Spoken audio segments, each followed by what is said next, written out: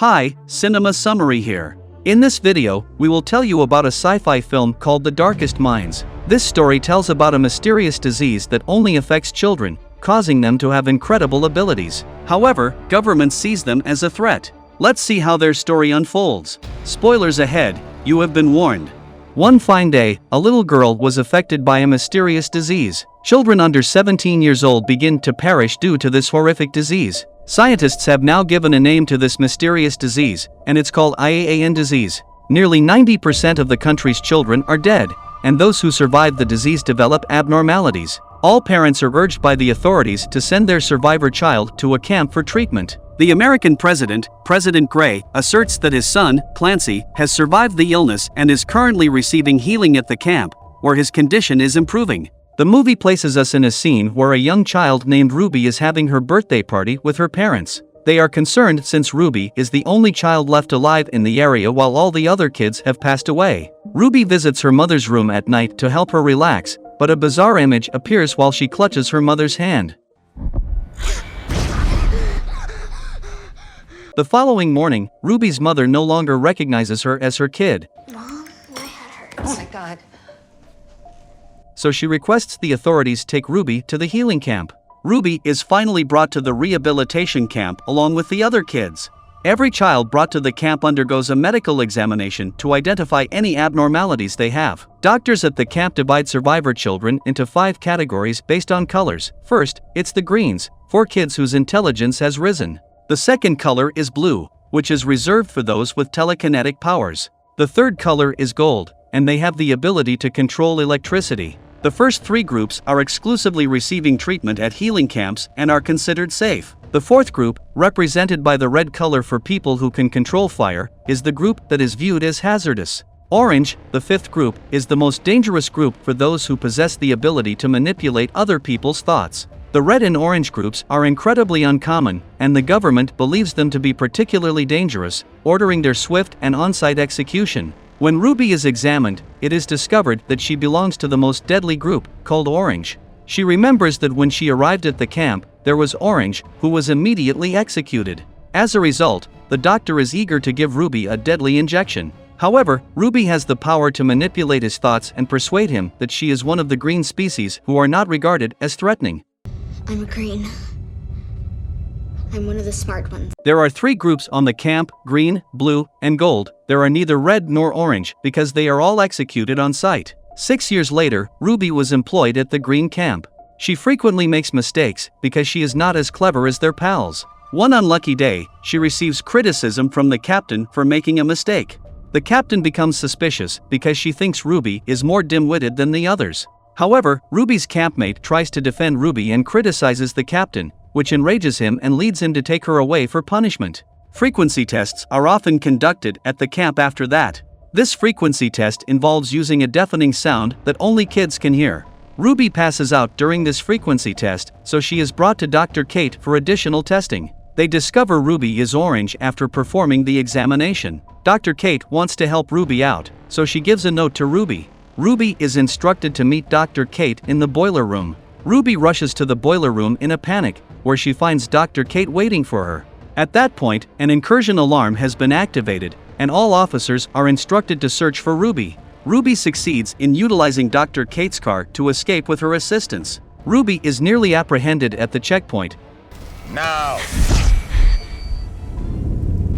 But she manages to get away by using her ability to influence the officers' thoughts and finally succeeds in leaving the camp. The following morning, Dr. Kate gives Ruby a panic button to use as a tracker if she ever finds herself in danger. Dr. Kate reveals that she is a member of the Children's League, which aims to rescue kids from the camp and oppose the government. They go to a gas station to meet Rob, who is also working at Children's League. However, Ruby has a vision of Rob, who appears to like hurting children.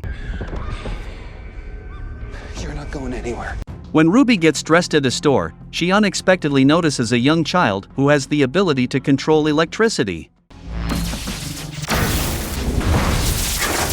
When the girl sees Ruby, she flees, and Ruby follows her. Ruby follows the girl into a van as she gets into a van to escape from Dr. Kate and Rob. The young girl named Zoo, she mutes and always wears gloves because of her power. Two of her buddies, Liam and Charles, are with Sue. Liam is blue with telekinesis, whereas Charles is green with intelligence. They consent to accompany Ruby and assist her in getting away from the League. On their way, a pro-business child hunter named Lady Jane attempts to pursue them. Dr. Kate and Rob also try to follow them while they are on the hunt. Liam, however, utilizes his telekinetic ability to annoy them by spreading the leaves, causing the road to break, and even uprooting trees. Thus, they are able to flee. They start to get to know one another better, but Ruby hides the fact that she is an orange and pretends to be a green. Liam adds that they are traveling along the East River to a group of kids being guided by an enigmatic figure known as the Slip Kid. He further clarifies that staying at the Children's League is not recommended. He formerly worked for the Children's League, which prepares kids to utilize their skills to overthrow the government. Because of this reason, Liam eventually quits the League. At night, Ruby and the others spend the night in a hotel. While sleeping, Ruby unintentionally touches Zoo's hand and recalls that Zoo was once in a healing camp. She once lived with hundreds of other children until they rebelled and fled under Liam's leadership. Zoo became silent due to the pressure she experienced while living at the camp. In the morning, they visit a long-defunct mall to get supplies.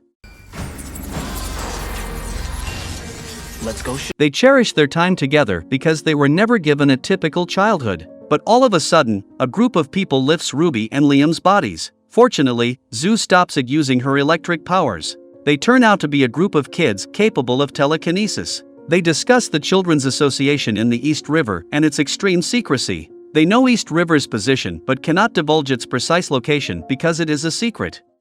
Where is it? I can't tell you.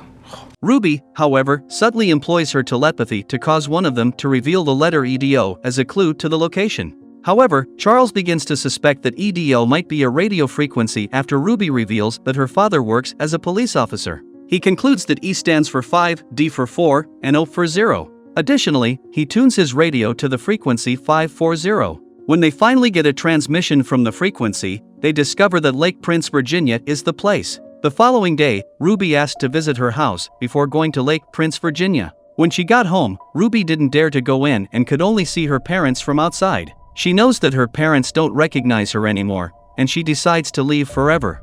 Liam finally comes to calm Ruby down, and they begin to fall for one another. When they come back to the van, Lady Jane, the child hunter, ambushes them while they are going and renders them unconscious with the sound frequency of her gun. Fortunately, Ruby uses her ability to influence Lady Jane's thoughts. That Ruby has been orange all this time astounded Liam and the others. It turns out that Ruby has been lying to them all along because she doesn't take pride in her skills. Ruby confides in them about her history after some time has passed, and they begin to trust one another. They eventually go on and reach Lake Prince, Virginia. They encounter similar-aged kids there. They haven't seen that many kids in a very long time, which is why they are so astonished. Furthermore, they run into the Slip Kid, who it turns out is Clancy Gray, son of the president. It turns out that Clancy is orange and also the leader. They have a party at night, and Liam and Ruby dance tenderly. Each of them receives a task in the morning, and Ruby is tasked to support Clancy.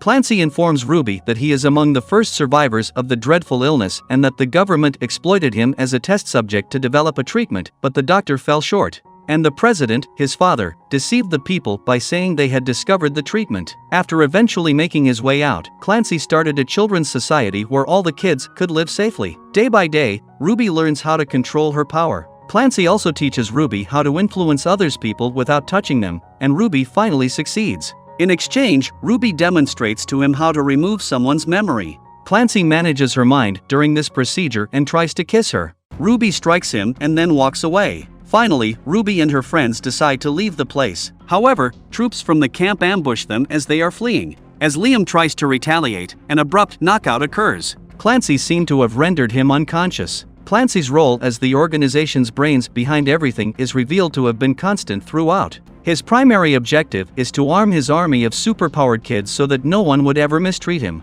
He also has spoken to the camp's captain about rounding up all the kids. Ruby manipulates the camp captain's thoughts, and Zoo manipulates the electricity to devise a ruse to get away. Armed helicopters appear out of nowhere to round up all the kids. The children in the red group, who have the ability to control fire, were brought in by the army. It turns out that the government has secretly turned them into weapons, and they set fire to the camp. The Red Army attempts to set Liam and his pals on fire, but Liam uses his might to strike back. Clancy unexpectedly intervenes in the conflict and influences the thoughts of every child present. Only Ruby has the ability to face Clancy, thus, Liam and the others are compelled to flee the area and leave Ruby behind. Ruby builds an army with the help of her ability. Clancy, however, reveals his nasty side and manipulates their thoughts to execute each other. Then Clancy tries to utilize his brand new memory erasing abilities to convince Ruby to join his side and forget about her friends. However, as Ruby utilizes her ability to control the pilot's consciousness, the helicopter crashes and catches fire. With Charles's assistance, Ruby can escape the explosion, but because Charles is badly burned and hurt, Ruby is forced to use her panic button to call the Children's League. The following morning, Dr. Kate and Rob arrive to pick them all up. Zoo is adopted by a good family, while Charles is rushed to the hospital immediately for treatment. However, the League has detained Liam since he has a history of betraying the League. Liam is not allowed to be released by the League because they believe he knows too much about them. Ruby meets Dr. Kate and offers to join the League and fight against the government alongside them in exchange for Liam's freedom.